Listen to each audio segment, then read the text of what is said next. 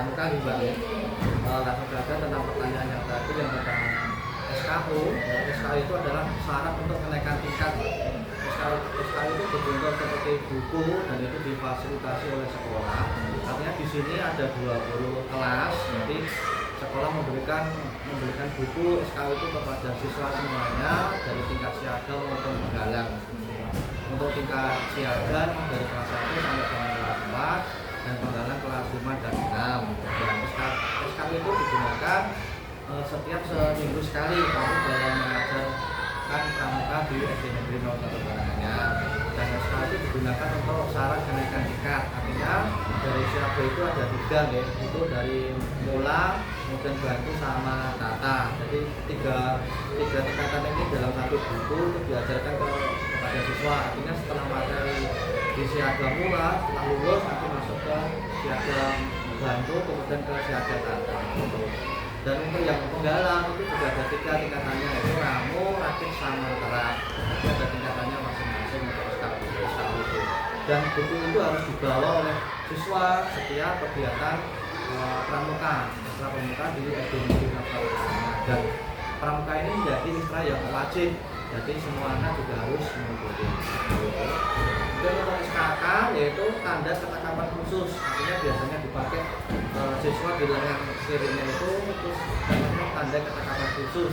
Setelah siswa pramuka itu melakukan materi atau menjalankan ya ada lulusannya lah, itu namanya tandanya. Kalau ini sudah tanda ini nanti masuk ke tanda budaya untuk SKK. Kemudian untuk SPD yaitu pedoman kegiatan siaga, artinya setiap pembina di sini itu pembinanya dari guru kelasnya masing-masing Mbak, jadi tidak mengambil dari pembina luar karena pramuka ini wajib diajarkan oleh guru kelasnya dan mengajarkannya itu juga mengenai pedoman, baik itu pedoman untuk pramuka yang siaga maupun untuk pramuka yang penggalang. Jadi setiap pembina di sini mengajarkan sesuai dengan pedoman atau tata cara yang ada di buku satu pramuka tersebut. Kemudian untuk cara mengajarkannya, ekstra di sini itu selama seminggu sekali Mbak, setiap hari Jumat. Jadi nanti setiap Jumat itu bisa dihandle oleh guru kelasnya masing-masing, bisa di kelas atau di halaman atau di lingkungan sekitar dengan kegiatan yang sudah terprogram dari awal. Gitu.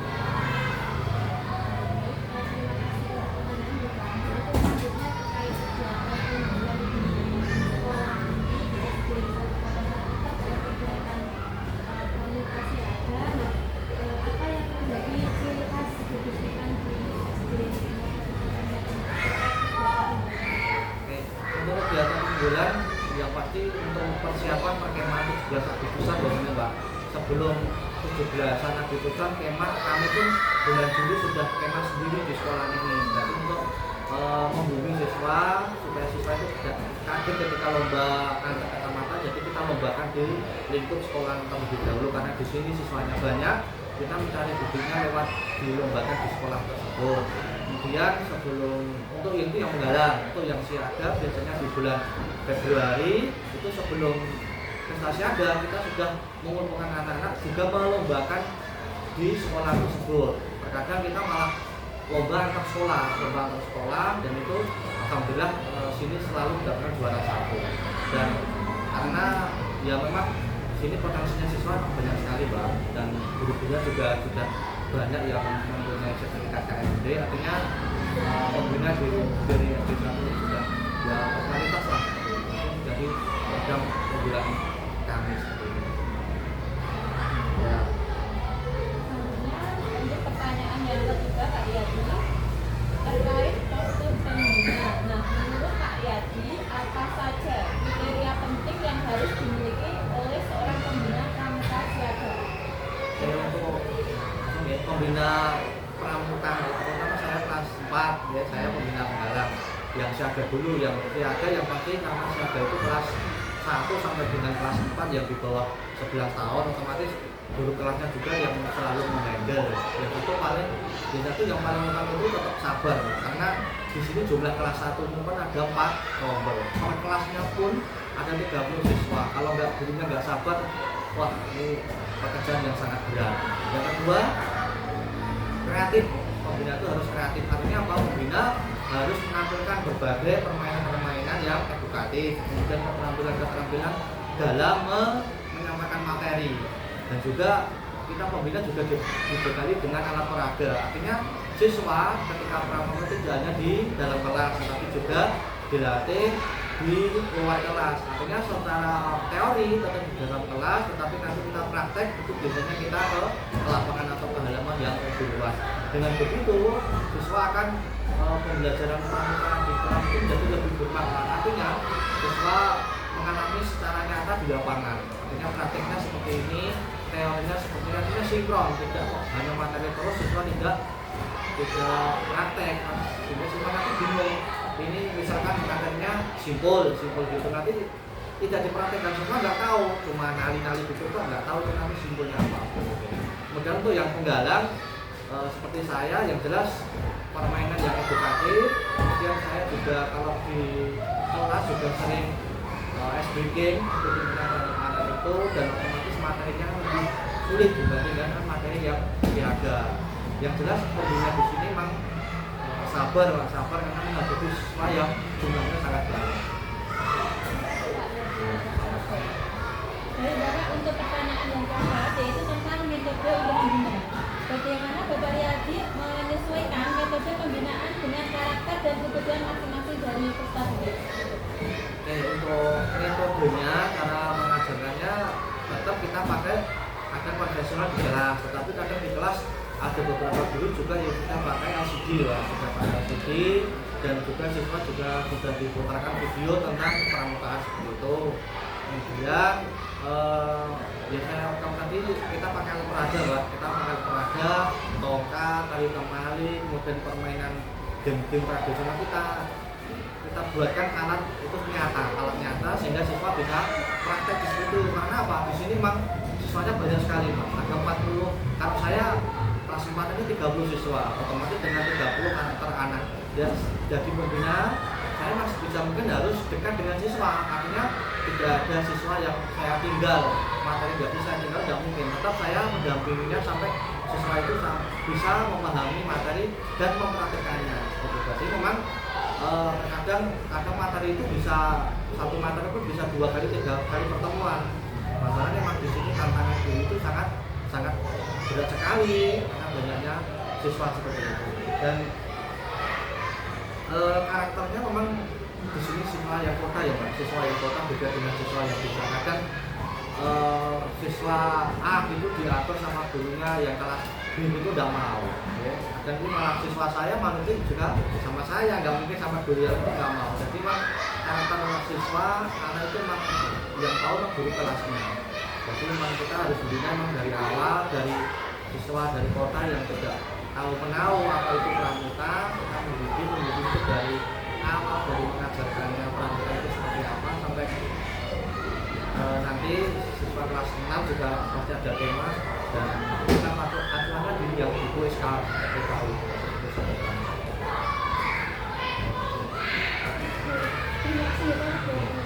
Selanjutnya untuk pertanyaan itu, bagaimana cara Bapak dan juga pembina yang lain menjaga keterlibatan anak-anak dengan kegiatan yang menarik pada anak-anak atau menarik pada anak-anak?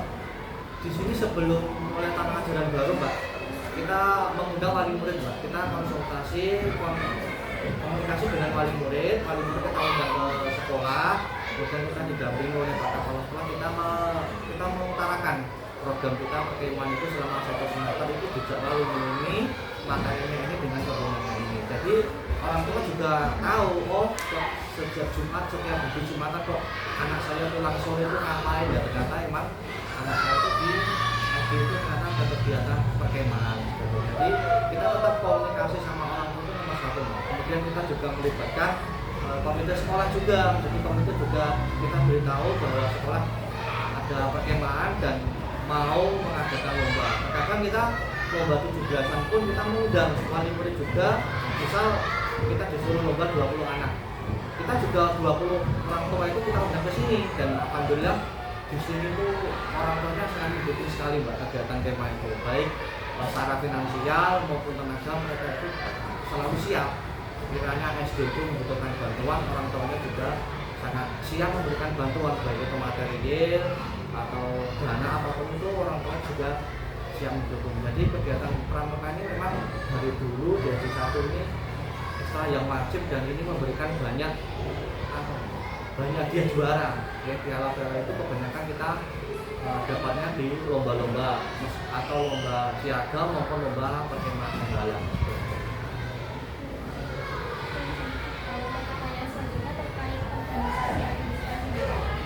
Apa kendala utama dalam pengelolaan administrasi di sekolah sekolah ini? Oke, untuk organisasi kepramukaan di sini memang diketahui oleh Kamardikbud lah. Kamardikbud itu kepala sekolahnya Pak Sekar, dan pembinanya itu jaringan dari guru-guru semuanya, guru kelas, dan cara mengajarnya pun juga dibantu oleh guru-guru mapel. Untuk kendala terkait dengan sumber daya ya, karena guru kelasnya itu hanya satu dan siswanya itu 40, otomatis kadang itu ngenengke bocah mendiamkan, memperhatikan itu sangat sulit sekali, dan kami juga selalu meminta bantuan oleh guru mapel, terutamanya guru mapel olahraga untuk membantu kegiatan perkemahan, dan biasanya mereka juga ikut andil dari perjalanan itu, baik guru mapel olahraga atau agama atau yang lain. Jadi pramuka ini satu istilah yang wajib dan itu didukung oleh semua guru ya, jadi negeri sekarang apapun itu jabatannya, gurunya semuanya ikut andil dalam kegiatan pramukaan itu, dan juga dari keterlibatan juga dari pihak orang tua juga. Jadi kami guru, komite, orang tua itu satu jalan, satu suara tentang kepramukaan ini.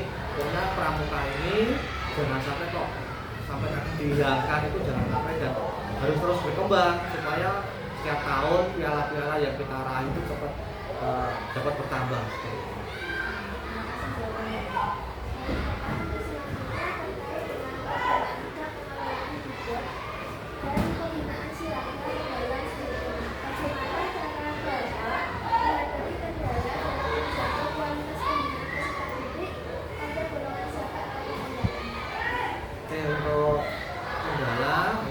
Di siaga atau di pemalang, memang setiap kegiatan latihan pramuka itu pasti punya kendala banyak sekali di hidup ini. Kadang masalahnya juga ini Pak Kepalanya juga sudah mau purna, kadang juga banyak disebut dananya, dan juga ada guru kelasnya pun kadang punya diklat di minggu, otomatis ketika latihan pramuka itu banyak yang kosong. Jadi mempunyai itu memang kita kasih ngerangkep di kelas, misalkan saya kelas 4A, kelas 4B adalah gurunya itu ada kuliah di kampus, otomatis kan kelasnya kosong ya. Sebisa mungkin saya juga mau menghandle di kelas-kelas yang lain seperti itu. Yang penting selama satu kali kesempatan pramuka itu kegiatan itu tetap berjalan, jangan sampai kok diliburkan gara-gara nggak ada gurunya gitu. Jadi pramuka itu tetap setiap Jumat harus berjalan terus, tetapi dihandle oleh guru-guru yang lain yang sebenarnya memang tidak ada kepentingan atau longgar harus membantu menghandle itu, karena nanti tidak dirasa kegiatan ini kok tidak ada gurunya, kok semacam kegiatan yang kayak tengge gitu, takutnya orang tua kok kan pramuka ngopo ada manfaatnya lah. Kami mewaspadai suara-suara itu. Kadang juga orang tua rasa pramuka ngopo masa ngeseli lah, itu kan pasti ada suara seperti itu Pak. Nah makanya kan kita emang setiap kadang sebulan sekali kita juga mengundang Pak Guyuban itu untuk hadir ke kantor ini untuk koordinasi tentang pramukaan sudah sampai ke jam ini, kemudian kebutuhannya sampai seperti ini, kemudian kita mendekati lomba juga, kita juga diundang untuk kesini. Jadi kita komunikasi atau koordinasi komunikasi itu terus menerus, nggak kontinu, tidak kok sekali toh nanti terus tahun depan lagi enggak. Jadi supaya apa ya, keberlanjutan pramuka di SD saat ini tetap berjalan terus, mungkin meskipun dalam satu sisi lain masalah-masalah itu pasti muncul, tapi setiap masalah itu bisa kami selesaikan di pihak dari sekolah.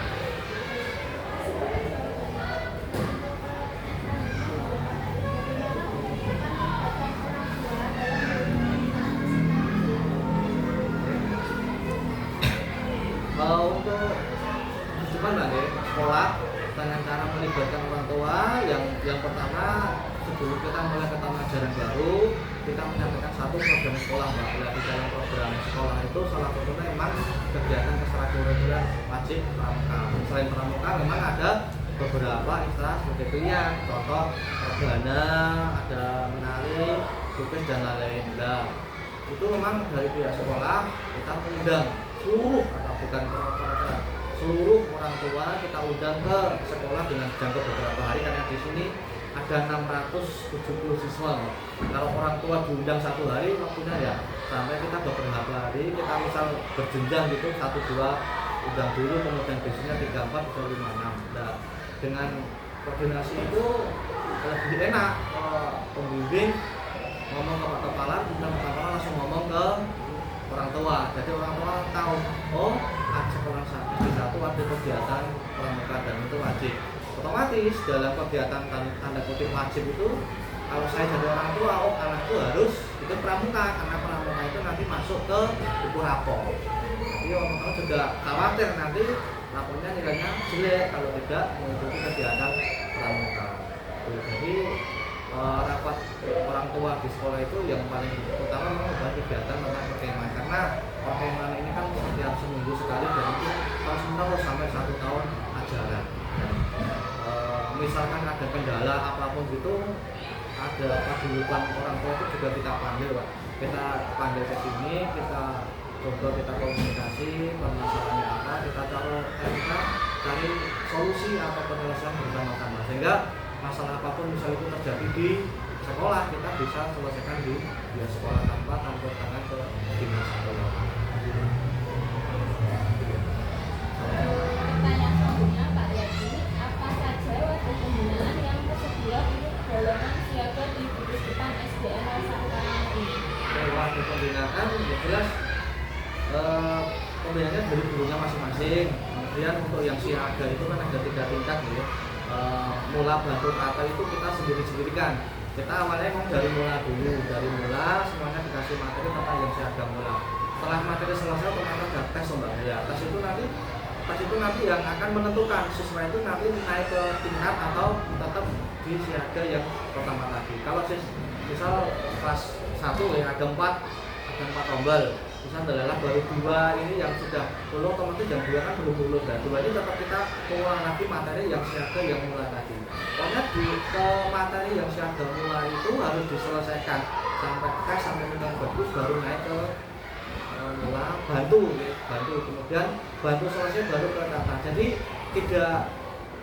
tidak serentak semuanya ini kelas 1 ini ke mula semua atau ke bantu semua tidak. Jadi ada berjenjangnya dan itu nanti misalkan ada yang lulus ada enggak dipegang sama pembina yang lain. Jadi misalkan saya bantu ke siaga yang ini nanti ada gurunya bantu yang ini, jadi guru kelasnya bisa melanjutkan materi yang itu tapi ada pembina yang lain yang acaranya membantu mendidikan siswa yang belum tadi. Jadi ada wadahnya sendiri baik ini siaga kemudian ini penggalang dan memang Pak acuannya yang satu kan buku SKO pramuka. Ya. Baik Bapak, untuk pertanyaan yang terakhir yaitu tentang pertemuan siaga. Jadi jenis pertemuan apa saja yang biasanya diadakan untuk golongan siaga dan bagaimana pelaksanaannya Bapak? Untuk pertemuannya siaga jadwal pengajiannya maksudnya? Iya. Jadwal pengajiannya memang di sini seminggu sekali karena di SD ini kan masuknya cuma 5 hari, ini Senin sampai Jumat dan Senin sampai Kamis pun juga full. Kami memang pelaksanaannya pramuka itu di hari Jumat. Untuk yang siaga itu pembelajaran sampai setengah 10 langsung kegiatan pramuka sampai jam 11. Itu untuk yang siaga. Yang penggalang karena kelasnya sudah besar, kita pramukanya di jam 1 setelah sholat Jumat di sekolah. Gitu, untuk kegiatan pramukanya. Jadi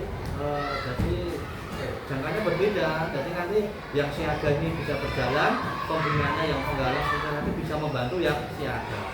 Kemudian kalau yang siaganya sudah pulang, pembina yang kelas 1, 2, 3 nanti bisa membantu kegiatan yang pramuka yang penggalang pada siang hari. Terima kasih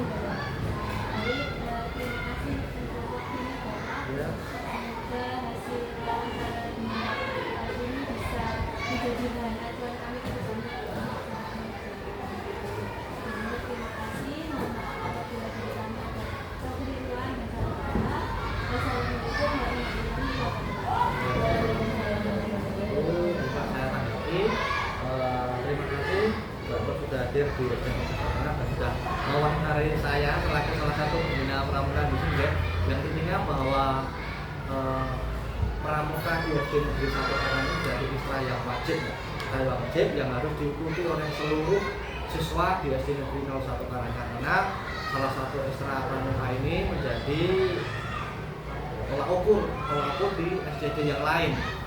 Dan alhamdulillah di satu ini setiap kegiatan perlombaan pramuka baik itu prestasi ageng maupun pertemuan penggalang selalu mendapatkan peringkat atau juara dan mendapatkan medali seperti itu. Jadi pramuka ini memang dari turun temurun tidak pernah diliburkan atau sampai tidak ada kegiatan ini, tidak mungkin. Jadi ini kegiatan kontinu di kami, dan kami selaku guru juga mempunyai kewajiban, soalnya Isra ini juga wajib, yang ngajar juga guru kelas.